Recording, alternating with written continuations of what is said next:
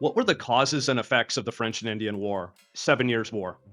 In the mid 1700s, around 1754, British colonists, who formed the Ohio Company, associated with the Virginia Company of London, moved west into the Ohio River Valley. France claimed this area, and Native American tribes like the Iroquois Confederacy, the Algonquin, and the Cherokee lived there. The British wanted more land for farming. This threatened the French fur trade in Native American lands.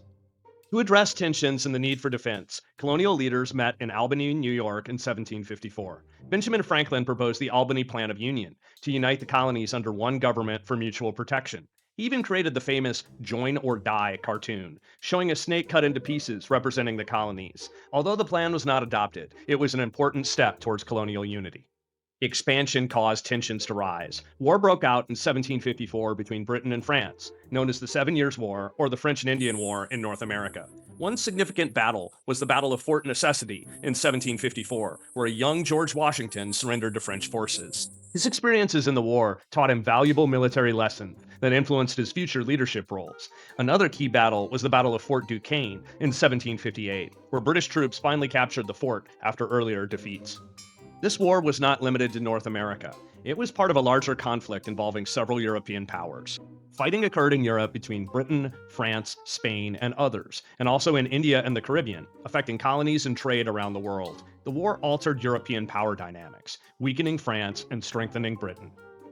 In 1757, William Pitt, the Elder, who Pittsburgh is named for, became the British Secretary of State. He recognized the importance of winning the war in North America and invested significant resources there. His strategies turned the tide in favor of Britain. By 1763, Britain emerged victorious. Under the Treaty of Paris, Britain gained control of Canada and all French territory east of the Mississippi River. France lost most of its North American territories. Spain got Louisiana and New Orleans. Louis XVI was very angry. Seeking revenge for their loss, France later supported the American colonies during the American Revolution. However, victory had a high cost. The war nearly doubled Britain's national debt. To pay these debts, the British government imposed taxes on the American colonies. The Currency Act of 1764 restricted the use of paper money, hurting the colonial economy. The Sugar Act in 1764 taxed sugar and molasses, which devastated the colonial rum supply and led to the American whiskey industry. The Stamp Act in 1765 required stamps on legal documents and printed materials. The Quartering Act in 1765 required colonists to house British soldiers. These acts angered the colonists. They argued that they should not be taxed without representation in Parliament. James Otis Jr. famously declared, "Taxation without representation is tyranny." Colonial reactions were strong. Groups like the Sons of Liberty formed to protest the taxes. Colonists organized boycotts against British goods. Patrick Henry urged resistance, proclaiming, "If this be treason, make the most of it." The shared opposition to British policies strengthened unity among the colonies. Meanwhile, Native American tribes faced new challenges. With the French gone, they lost a valuable ally against British expansion. In 1763, Chief Pontiac, an Ottawa leader, united several tribes to resist British rule in what became known as Pontiac's Rebellion. Native forces attacked British forts and settlements, capturing several forts in the Great Lakes region. The Paxton Boys, a group of settlers in Pennsylvania, attacked peaceful Native Americans in 1763, reflecting frontier tensions. To ease tensions, the British government issued the Proclamation of 1763, forbidding colonists from settling west of the Appalachian Mountains. Colonists felt betrayed. They wanted to move into the lands they had fought for.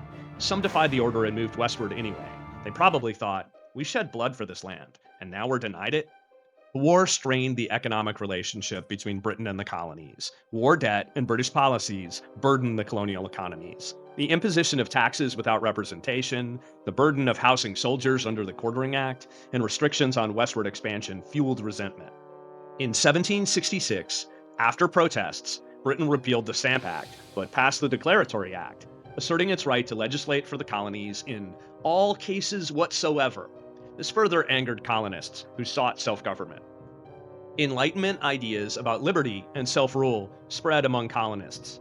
Thinkers like John Locke influenced their views on rights and governance. The shared experiences during the war and opposition to British policies began to unite the colonies culturally and politically.